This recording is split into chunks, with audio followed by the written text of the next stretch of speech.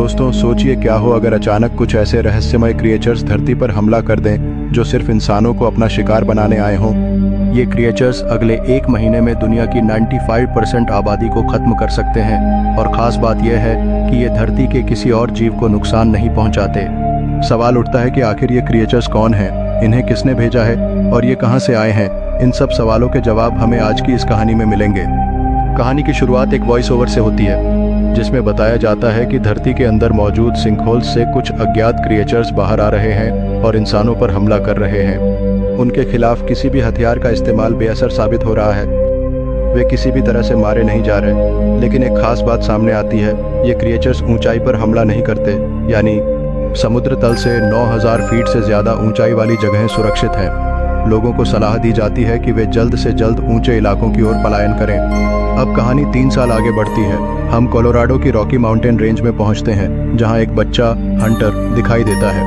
वह एक ऊंची पहाड़ी पर चढ़कर कुछ देखने की कोशिश कर रहा है, लेकिन तभी हंटर को कुछ आवाज़ सुनाई देती है और वह अपने घर की तरफ दौड़ने लगता है। इस लड़के को समझ में आ जाता है कि एक भयानक प्राणी उसके पीछे आ रहा है। हमें उस प्राणी की हल्की सी झलक दिखाई जाती है और इससे पहले कि वह प्राणी हंटर को मार डाले, हंटर एक सफ़ेद रेखा के अंदर आ जाता है जहां वह प्राणी उस पर हमला नहीं करता। इस तरह हंटर की जान बच जाती है। यह सफ़ेद रेखा बताती है कि आप 8000 फीट की ऊंचाई पर पहुंच चुके हैं। इसके बाद हमें लॉस्ट गल्च रिफ्यूजी एरिया दिखाया जाता है जो 8468 फीट की ऊंचाई पर स्थित है और यहाँ की कुल जनसंख्या 103 है। यहाँ हम हंटर के पिता बिल को देखते हैं जो अपने बेटे को आज की गलती के लिए समझाते हैं। वह उसे बताते हैं, बेटा तुम्हें 8000 फीट की लाइफलाइन पार नहीं करनी चाहिए। हंटर अपने पिता को बताता है कि वह सिर्फ ये देखना चाहता था कि आसपास कोई और व्यक्ति है या नहीं, लेकिन बिल उसे समझाते हैं कि ऐसी स्थिति में तुम्हारे फेफड़े काम करना बंद कर सकते हैं जो तुम्हारी जान ले सकती है। दरअसल हंटर के फेफड़ों और दिल में कुछ समस्या है जिसकी वजह से उसे हर रात ऑक्सीजन दी जाती है। बिल अपनी पत्नी की तरह अपने बेटे को खोना नहीं चाहते थे। अब अगले दृश्य में हमें बिल और कैटी दिखाए जाते हैं। कैटी बिल की पत्नी तारा की सबसे अच्छी दोस्त थी। यहाँ विल बताते हैं कि हंटर आज अल्फा फायर रोड देखने के लिए सीमा पार कर गया था और यही वह जगह थी जहाँ हंटर ने अपनी माँ को आखिरी बार देखा था। केटी यहाँ समझाती हैं कि देखो हंटर इस पूरे इलाके में इकलौता बच्चा है, चाहे आप उसे कितना भी समझाने की कोशिश करें वह बाहर जाएगा क्योंकि यह पहाड़ उसके लिए एक जेल जैसा है। लेकिन विल कहता है कि हम हमले के 3 साल बाद भी जिंदा हैं और ये हमारे लिए सबसे बड़ी बात है और हंटर को भी ये समझना होगा। अब उसी रात हंटर का ऑक्सीजन फिल्टर खराब हो जाता है जिससे उसे सांस लेने में दिक्कत होने लगती है, लेकिन विल तुरंत आकर उसका फिल्टर बदलकर हंटर की जान बचा लेता है। यह सब देखकर विल बहुत चिंतित हो जाता है, इसलिए वह नक्शा खोलकर वेल्डर की जगह देखता है और वहां जाने के बारे में सोचने लगता है। अगले दिन हंटर का जन्मदिन होता है और विल उसे बताता है कि तुम्हारे सारे फिल्टर खराब हो रहे हैं, इसलिए मुझे जाना होगा। लेकिन हंटर अपने पिता को जाने नहीं देना चाहता। इसके बाद हमें एक और किरदार नीना से मिलवाया जाता है जो अपनी बंदूक से एक शील्ड पर गोली चला रही होती है, लेकिन उस शील्ड पर कोई असर नहीं हो रहा होता। दरअसल यह शील्ड उन प्राणियों की त्वचा का एक टुकड़ा था, लेकिन यह नीना के हाथ कैसे आया इसके बारे में हमें बाद में पता चलेगा, क्योंकि उसकी माँ भी इसी तरह गई थी और कभी वापस नहीं आई। लेकिन बिल उसे वादा करता है कि बेटा मैं ज़रूर वापस आऊँगा। अब उस रात बिल नीना के पास जाता है और उसे हंटर के बारे में बताता है जिसकी वजह से वह कल वोल्डार के लिए निकलने वाला है, क्योंकि उसके पास कोई और रास्ता नहीं था। लेकिन नीना उसे समझाती है कि यह असंभव है, तुम उन प्राणियों का सामना नहीं कर सकते, तुम जल्दी ही मारे जाओगे। इस पर नीना उसे बताती है कि मैं सभी नक्शे और रास्ते जानती हूँ और ऐसा कोई रास्ता नहीं है जो तुम्हें हमेशा 8000 फीट की ऊंचाई पर रख सके, और जैसे ही तुम 8000 फीट से थोड़ा नीचे जाते हो तुम्हारी सांस से निकलने वाला कार्बन डाइऑक्साइड उन्हें तुरंत तुम्हारे पास लाएगा और वे तुम्हें मार देंगे, क्योंकि वोल्डार पहुंचने में 2 दिन लगने वाले थे। अब यहाँ बिल नीला को बताता है कि तुम ही वह अकेली सर्वाइवर हो जिसने उन प्राणियों से लड़ाई की और बची, और तुमने उन पर वर्षों से रिसर्च की है। तुम उनके खिलाफ लड़ाई की रणनीति अच्छी तरह जानती हो और नीना की लैब भी वोल्डार में है। कौन जानता है नीना वहाँ उन प्राणियों को मारने का कोई तरीका खोज ले। यहाँ हमें पता चलता है कि नीना एक शोधकर्ता है और विल की पत्नी तारा भी नीना के साथ थी जब उसकी मौत हुई थी। अब यहाँ विल उससे कहता है कि कोलावे माइंस के रास्ते चलो जो पहाड़ों के बीच बना है, लेकिन नीना उसे समझाती है कि यह रास्ता एक जाल है और अगर तुम वहाँ जाओगे तो मारे जाओगे। लेकिन वह नीना से कहता है कि मैं इन रास्तों के बारे में बहुत अच्छी तरह जानता हूँ क्योंकि मैंने वहाँ काम किया है। लेकिन नीना को उसकी योजना बिल्कुल पसंद नहीं आती, क्योंकि भले ही वह वोल्डार पहुँच जाए वह इलाका 2000 फीट इस ऊंचाई से नीचे है जहां वे क्रिएचर्स आसानी से बिल को अपना शिकार बना सकते हैं, लेकिन बिल अपनी मंशा नहीं बदलता और वहीं से आगे बढ़ जाता है। वहीं हमें नीना को एक ट्रैकर पर काम करते हुए दिखाया जाता है। अब अगले दिन उसकी दोस्त केटी भी बिल का समर्थन करने आती है और बिल के मना करने के बावजूद वह उसके साथ जाने के लिए तैयार हो जाती है। केटी उसे समझाती है, देखो बिल, हमें इन जीवों का सामना एक न एक दिन करना ही होगा, तो क्यों ना आज ही कर लें। ये वे अपनी यात्रा शुरू करते हैं और रास्ते में नीना से भी मिलते हैं। नीना केटी से पूछती है, तुम यहाँ क्यों आई हो? तुम उन्हें कैसे सामना करोगे, क्योंकि उन पर गोलियों का कोई असर नहीं है और शायद हम वहाँ मरने वाले हैं। और हमसे उनका मतलब था कि वह भी इस मिशन पर बिल के साथ जा रही थीं। यहाँ पर वे इन क्रिएचर्स के द्वारा सबसे ज़्यादा शिकार किए जाने वाले इलाके को पार करने की योजना बनाते हैं, इसी इलाके का उपयोग करके। रास्ते में नीना उन्हें अपने ट्रैकर के बारे में बताती है। वह कहती है कि यह उन क्रीचर के इलेक्ट्रोमैग्नेटिक क्षेत्र को पकड़ता है, क्योंकि ये रिपर बहुत उच्च इलेक्ट्रोमैग्नेटिक क्षेत्र उत्पन्न करते हैं जो पृथ्वी पर किसी भी जानवर से कहीं अधिक होता है। और यहाँ पर हमें ये जानकारी मिलती है, वह क्रिएचर्स जिन्हें रीपर कहा जाता है, अब ये लोग एल्वा फायर रोड के नीचे पहुँच चुके हैं, यानी अब उनका सफ़र 8000 फीट से नीचे शुरू होगा। आगे बढ़ते हुए उन्हें कई घोड़ों का झुंड दिखाई देता है, जिससे उन्हें समझ में आता है कि ये क्रिएचर्स केवल इंसानों को ही शिकार बना रहे थे। जल्द ही ये लोग उस क्षेत्र में पहुंचते हैं जिसकी ऊंचाई 710 फीट थी। यहाँ बिल बताता है कि सबसे ऊंची चोटी 8000 फीट से ऊपर है और इसके माध्यम से यह लंबा रास्ता आसानी से तय किया जा सकता है। लेकिन तभी नीना का ट्रैकर उन्हें संकेत देता है कि एक रीपर तेजी से उनकी ओर आ रहा है। अब यहाँ से ये लोग लाइफलाइन की ओर दौड़ते हैं और केटी ने रीपर पर कई बार हमला किया और इन सभी हमलों ने रीपर के गुस्से को और बढ़ा दिया। अब यहाँ ये लोग स्की की मदद से उस लाइफलाइन तक पहुँचने की कोशिश करते हैं, लेकिन वह क्रिएचर्स स्की को नष्ट कर देता है। हालांकि इस तरीके से ये सभी लोग उस 8000 फीट की सीमा को पार करने में सफल हो जाते हैं और वह क्रिएचर्स उस सीमा के भीतर नहीं जाता, वह बाहर खड़ा रहता है। अब यहाँ एक रिसोर्ट था जहाँ ये लोग रात बिताते हैं और यहाँ नीना बताती है कि मेरे वर्षों के शोध से मैंने समझा है कि यह कोई शिकारी नहीं है, क्योंकि शिकारी खाना खाने के लिए हत्या करते हैं। ये रीपर तो बस हमारा शिकार करने के लिए ही बने हैं, इन्हें शिकार करने में मज़ा आता है। अचानक ये ज़मीन से बाहर आ गए और सिर्फ 1 महीने के भीतर 95% आबादी को ख़त्म कर दिया, वो भी बिना रुके। सबसे अजीब बात यह है कि ये मारे हुए लोगों को खाते नहीं हैं। ज़रूर ऐसा कुछ है जो इन्हें ऊर्जा और ताकत दे रहा है। खैर, अगली सुबह ये लोग कलवे माइन तक पहुंचते हैं जिसकी ऊंचाई 892 फीट है।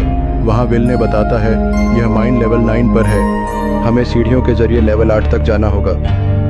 वहां से हम और ऊंचाई पर जाकर दूसरी साइड से बाहर निकलेंगे।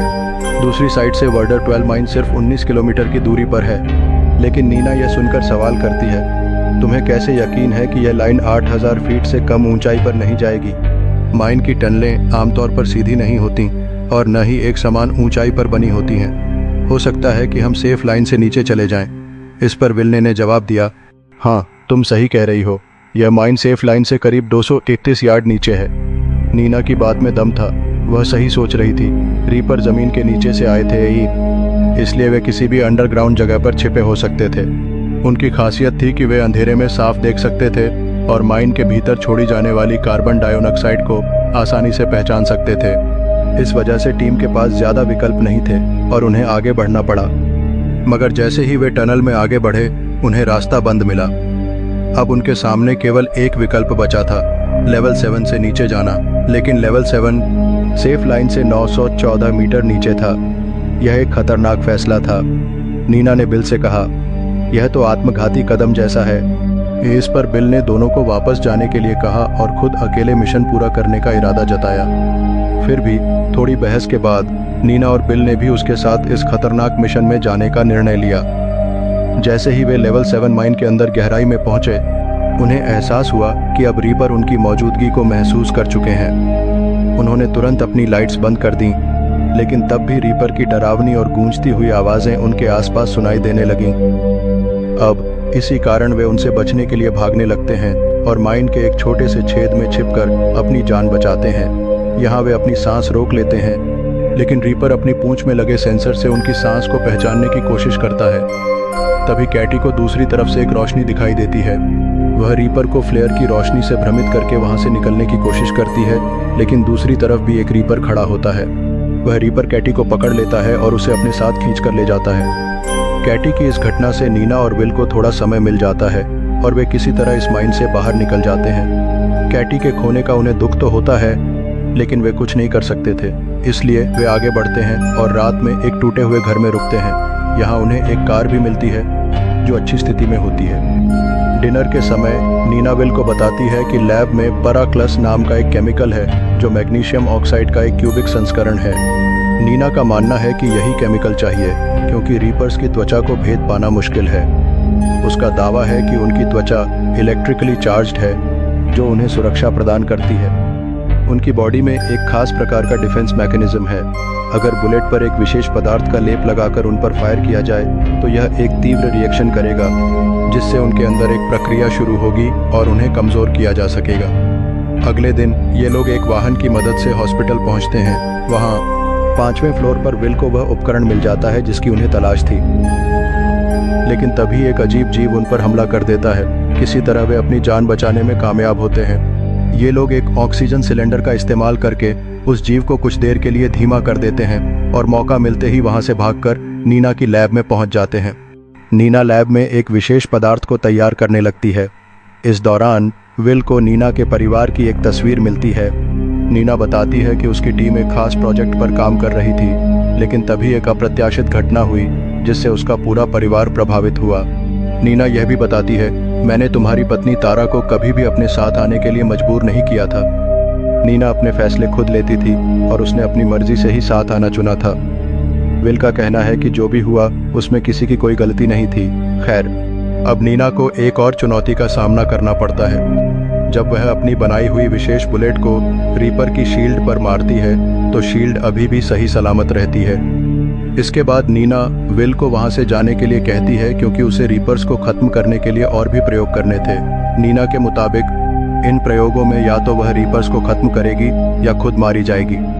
विल अपने बेटे हंटर की सुरक्षा को ध्यान में रखते हुए नीना की बात मानकर वहां से निकलने लगता है, लेकिन रास्ते में उसकी कार का टायर फट जाता है और कार पलट जाती है। दूसरी ओर एक रीपर नीना के करीब पहुंचने लगता है।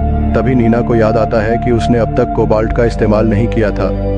कोबाल्ट बैटरी के इलेक्ट्रॉन फ्लो को 3 गुना बढ़ाने में सक्षम था और वह सोचती है कि यह बुलेट के कन्वर्जन में भी मददगार हो सकता है। नीना जल्दी से कोबाल्ट का लेप अपनी बुलेट पर लगाती है। जैसे ही रीपर उस पर हमला करने के लिए आगे बढ़ता है, वह बुलेट फायर कर देती है। उसी समय दूसरी ओर हमें विल की स्थिति दिखाई जाती है। जो व्यक्ति उस गाड़ी से निकलकर ऊंचाई की ओर भाग रहा था और छिपने की कोशिश कर रहा था, उसे रीपर ने चारों ओर से घेर लिया था। विल ने उस पर कई गोलियां चलाईं, लेकिन आखिर में हार मानने के करीब था। तभी एक गोली रीपर को लगी और वह जमीन पर गिर पड़ा। इसके बाद रीपर में जोरदार धमाका हुआ और वह फट गया। यह गोली नीना ने चलाई थी।